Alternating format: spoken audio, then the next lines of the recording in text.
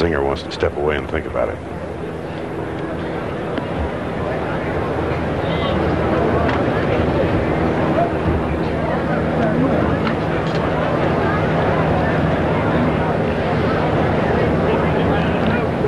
Needs to hold this next shot to keep that string alive.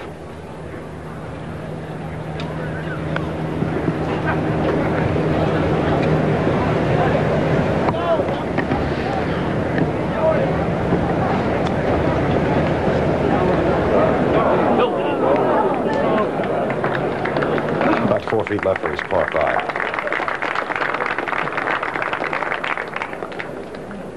And we'll go forward to 17. Where Greg Norman is confronting his second shot, and I think he's just exchanged the putter for an iron. Yes, but it will be Bill Glasson who is away. Yes, only 27 in the drink this year, and 6 of them today. Bill Glasson for birdie at 10 under par. Has a chance. To 16. And Jeff Sluman for birdie. And outright possession of the lead.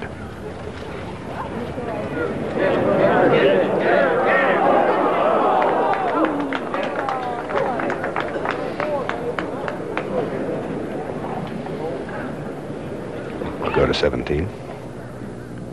And Greg Norman's problems, as you can see, he's up against that really very high collar of rough. Now, whether he blades the ball and uses it as a putter, I think that's what he's going to do with the sand wedge. And he's awfully good. Well, he's really let those chances slip away. For him to fail to birdie the 16th was strange, and we'll go there. Where Sandy Lyle has much the easier putt that did Jeff Sluman. Sandy got to this point after a punch and run shot from about 90 yards out.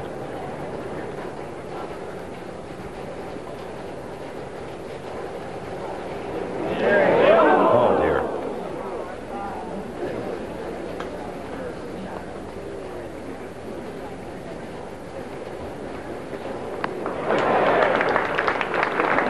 Sluman tapped in, so the Sandy Lyle, they keep their spot at 13 under with 2 holes to play in regulation. And back in the fairway, Scott Simpson, co-leader. He's 265 yards out. We'll go to 17. And Bill Glasson making his par to remain at 10 under. Nick Price, who's had such a miserable afternoon, has made a birdie here.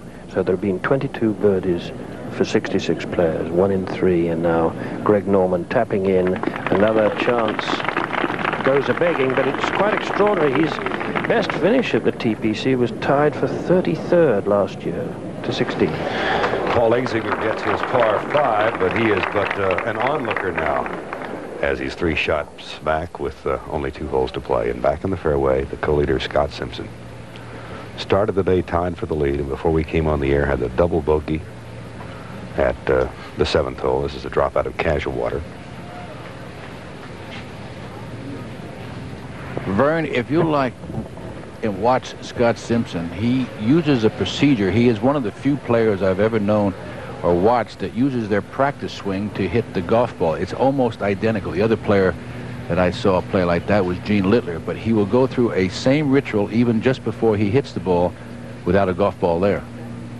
Why don't more players do that? Well, any idea? Well, some don't use the same swing, and I think most players, if you could ever use your practice swing to hit the golf ball, you'd be a better player. But watch what he does now. He gets aside, and he'll take a complete swing, go just like he's ready, just like the ball's there, take his waggle, get himself set, come up all the way through, then he'll move the ball, and he'll make the same motion the same way. What he's doing is he's taking a picture of his practice swing and developing it when the ball's there. He'll lay up to the left side.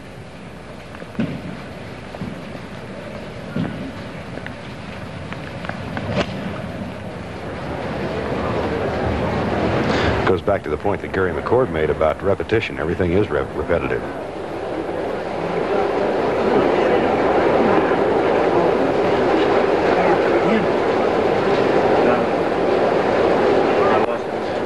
Laid up left. Now Mark O'Meara. One off the lead. 260 yards out. He's got an iron as well.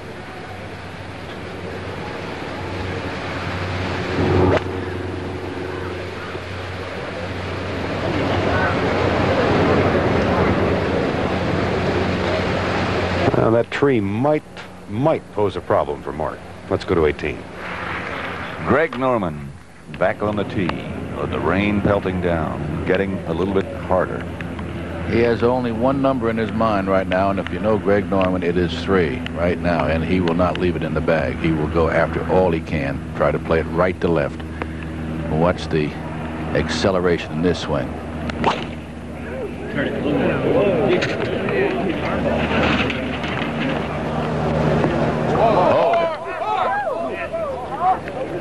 Hit it to the right, hit a spectator there. Marshall stopped the ball. Back to 17. Sandy Lyle on the tee. Just a few moments ago. And now live, Jeff Sluman. 9-iron for Sluman. And 2 safe shots on the island so far, but hardly what you'd call great birdie opportunities. And the last member of the trio, Paul Azinger, has also chosen a 9-iron. Extraordinarily, he has made a birdie 2 here each day previously. And there are very few players in the world who could say that, if any.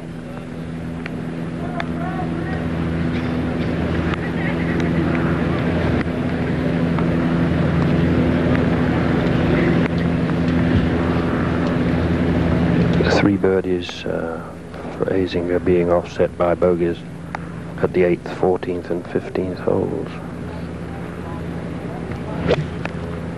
But our member of the new breed is certainly coming on strong week after week. That's a great shot! Almost, so nearly a hole in one. And he's going to birdie the hole 4 straight days, down to Steve Nowick. Jeff Sluman, you've not been in this position before. Tell me your thought processes, particularly with this hole in mind. Well, I could say that I, figured to hit it on the green and all that, and I was calm, but I'd be lying if I told you that, Steve. I was pretty scared, and I was just glad to get it on the middle of the green. That's all I was hoping to do, and I'm just happy to be here and just going to go out and try and play smart shots. All right, good luck to you. Thanks, Jeff. Thanks, Steve. Back to you, Ben. And so, Jeff Sluman, Sandy Lyle, and Scott Simpson are tied for the lead at 13 under par. Jeff Sluman, minus 13. Sandy Lyle at that same figure. And Scott Simpson, also at 13 under. We go out to 16. Third shot at Mark O'Meara. Little punch and run under the tree.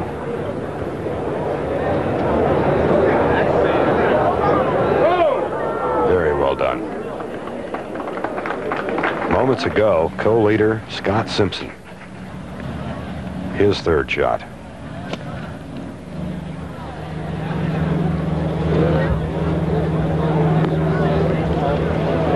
That's it, Paul. I'll run out. Mark O'Meara makes his way. Well, the ball you see in the lower right-hand portion of the screen is that of Scott Simpson as he pulled his third shot and has anything but an easy task in front of him now. Let's take a look at it again. Unfortunately, we don't have it, but that is the ball, lower right-hand side. Tom Pertzer, about 30 minutes ago, bogeyed the hole from that spot.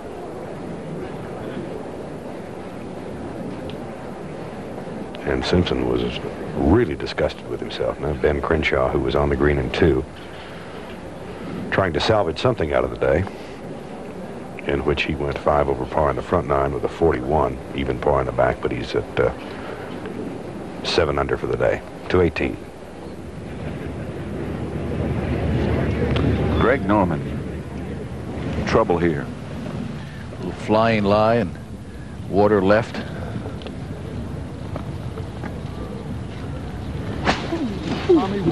Trying to take it up over the trees, 185 yards. Gonna be right. Hey, what? All in all, that's pretty good. Give us up a chance. How are you guys? Give us up a chance. Gotta run at it, fellas. Yeah, you gotta like it. I tell you what, Gotta he run. It's about your distance, too. really Yeah. makes you excited watching him. He goes, there is no layup in him, Pat. He goes for it all. Well, he needs a birdie to get Split there. my pants, guys. Isn't that embarrassing? Here, look. Over to 17. It is bad luck. Sandy Lyle for birdie at the 17th.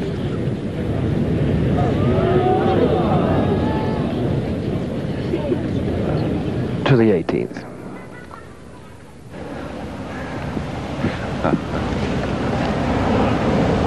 Just from the waist up. Well, I tell you what, that's what happens to you when you hit it so hard. You just, everything breaks open. All right, guys. See you later, huh? Bill Glasson from 170 yards out. Ooh, not there. Back to 16. And the co-leader, Scott Simpson. I don't think he's quite as loose as Greg Norman. This is just a bump and run here, Vern. I don't think he can pitch it high. He has to hit it right into the bank.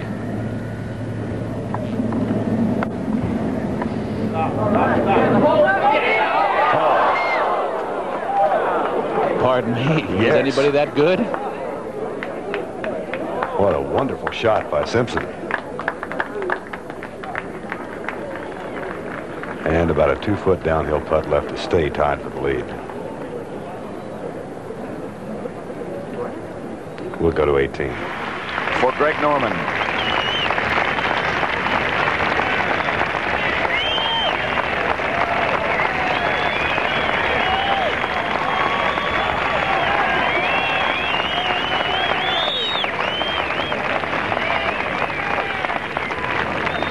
Back to 17. And Paul Azinger with about to be his 4th birdie in 4 days, I hope. Yes, indeed. He goes to 11 under. Earlier, this was Jeff Sluman for his birdie from about the same distance as Sandy Lyle, but he's got to come down off that ridge. He didn't let it get away from him. That's a fair lag. So we have still 3 tied at 13 under as we go to the 16th. Mark O'Mara to make it a quartet at the top. Now there are 4.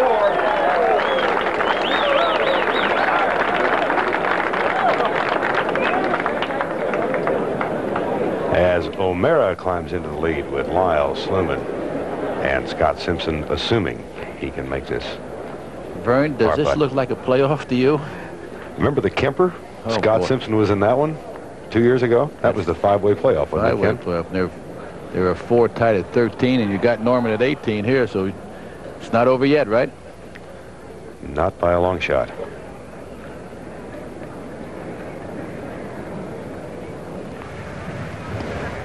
This is no easy little downhill putt for Scott Simpson.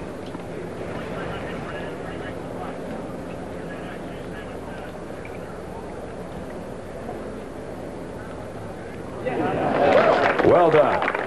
And a 4-way tie in the final round of the 1987 TPC. Sandy Lyle, Jeff Sluman, Mark O'Mara, Scott Simpson, all tied at the top. We'll be back right after this.